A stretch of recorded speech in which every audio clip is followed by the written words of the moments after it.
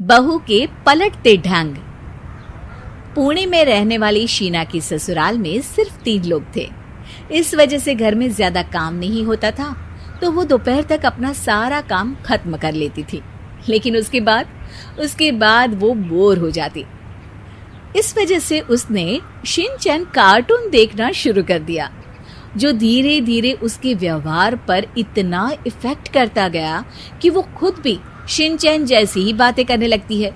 एक रात डिनर करते हुए, अरे बहू, जरा अचार तो देना। ओहो ससु माँ, आपसे इतना काम भी नहीं होता। इस तरह तो आप जल्दी जल्दी बुढ़िया हो जाओगी। अरे शीना, ये तुम कैसे बात कर रही हो? आपको तो कुछ भी समझ में नहीं आता। ये शीना का शिनचैन स्टाइल है। ऐसा बोलकर शीना वहाँ से चली जाती है। अगली सुबह शीना सबके उठने से पहले ही घर का काम खत्म करके कार्टून देखने बैठ जाती है। अरे वाह बहू, कमाल ही कर दिया। इतनी जल्दी सारा काम खत्म कर दिया। बस भी कीजिए, अब मैं इतनी भी कुछ खास नहीं। ओफो, तुम और तुम्हारे शिनचैन का भूत, जाने कब नॉर्मल इंसान की तरह बात करोगी। मॉम, आप तो बस मुझसे जल्दी रहती हैं। आपको क्या पता मेरी लाइफ कितनी मुश्किल है। अच्छा छोड़िए, अब मैं शॉपिंग के लिए जा रही हूँ। हाँ, तो ये है तुम्हारी मुश्किल लाइफ। शीना शॉपिंग करने मार्केट पहुँच जाती है, जहाँ उसे जय के ऑफिस की एक लड़की मिलती है। हेलो, आप जय की वाइफ है ना? हेलो, मेरा नाम शीना है। मैं 26 साल की हूँ और मुझे शिमला मिर्च बिल्कुल भी पसंद नहीं है, पर शिमला जा सकती हूँ। हाँ। शीना की बात सुनकर लड़की आगे कुछ बोले बिना वहाँ से चली जाती है। कमाल है, आजकल के बच्चों को इंटेलिजेंट लोगों से बात करना आता ही नहीं। शीना शॉपिंग करके घर वापस आती है, जहाँ सास और जय साथ बैठकर आइसक्रीम खा रहे होते हैं। मैं कितने मतलबी लोगों के बीच रह रही हूँ। एक छोटी प्यारी बच्ची के बारे में सोचे बिना सब आइसक्रीम खाने बैठ गए। अब इतना नाटक करने की जरूरत नहीं है। तुम्हारी आइसक्रीम फ्रिज में रखी है, खा लो। आइसक्रीम, मैं आ रही हूँ। इसी तरह दिन बीतते हैं। अभी तक तो घर में सारे लोग शीना की हरकतों से परेशान हो चुके होते हैं। एक शाम उनके घर पड़ोस के अंकल आते हैं, जिन्हें देखते ही शीना बोल पड़ती है। हेलो अंकल, आज आप यहाँ? ये कह रही है आप यहाँ बैठिए, हम अभी आते हैं। ऐसा बोलकर शीना की सास उसे लेकर रसोई में चली जाती है।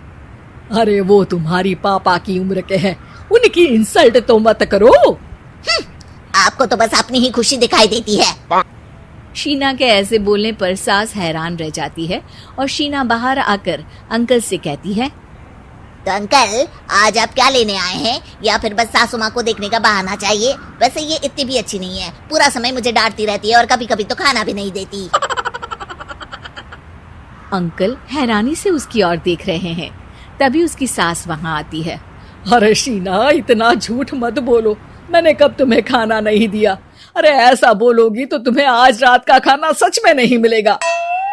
देखा, मैंने कहा था ना, बच्ची पर जुल्म करती है। आप मुझे अपने घर ले चलो अंकल। इस तरह दोनों सास बहू में तू मैं शुरू हो जाती है, जिसे देख अंकल तो डर कर भाग जाते हैं, लेकिन वो दोनों चुप ही नहीं होती। रात को जय के घर वापस आने पर सास उसे शीना की सारी बात बताते हुए कहती है, अरे इसके सर से कार्टून का भूत तो उतारना ही पड़ेगा। मौका या वक्त कुछ देखती ही नहीं, बस बकवास शुरू कर देती है। बात तो आपकी सही है, पर क्या करेंगे? अरे कार्टून देखकर ऐसी बनी है तो इसकी कार्टून ही बंद कर दो। हाँ, कार्टून बंद करके कुछ समझदारी वाली चीजें दिखाते हैं। जियोग्राफी दिखाना शुरू कर दो ना, क्या पता कुछ अकल आ जाए। हाँ, नाइस आइडिया माँ। इस पर जय केबल टीवी पर ज्योग्राफी छोड़कर बाकी सारी चैनल बंद करवा देता है, पर शीना भी किसी से कम नहीं होती। ओहो पतिदेव, अपने आप को बहुत स्मार्ट समझते हो। शीना मोबाइल पर YouTube ऑन करके उस पर शिनचैन देखने लगती है। शीना की इस स्मार्टनेस को देखकर जय तो बेचारा सर खुजलाता ही रह जाता है। हमने इसे जरूरत से ज्यादा अंडर एस्टिमेट कर दिया, अब क्या करें माँ? अरे इंटरनेट बंद करवा दे बेटा। शीना को कार्टून की दुनिया से बाहर निकाल वापस इंसान बनाने के लिए अब जय इंटरनेट भी बंद करा देता है, जिससे शीना परेशान हो जाती है। सब मेरी खुशी से जलते हैं, पर अब क्या करूं? शीना सोच में पड़ जाती है, लेकिन कोई आइडिया नहीं मिलता, जिस पर मजबूरी में वो ज्योग्राफी देखना शुरू कर देती है।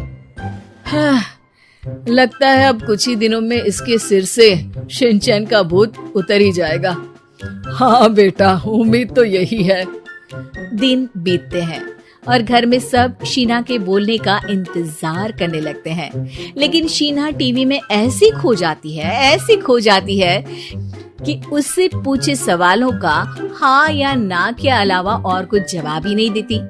देखते ही देखते हफ्ता बीत जाता है, तो सब्र का बांध तोड़ते हुए जय टीवी बंद कर खुद ही शीना से बात करने बैठ जाता है। क्या बात है शीना, पहले तुम ज्योग्राफी देखने को तैयार नहीं थी, और जब देखने बैठी तो इसके आगे किसी चीज की कोई सूध ही नहीं, ना किसी से बात करनी, ना घर का कोई काम।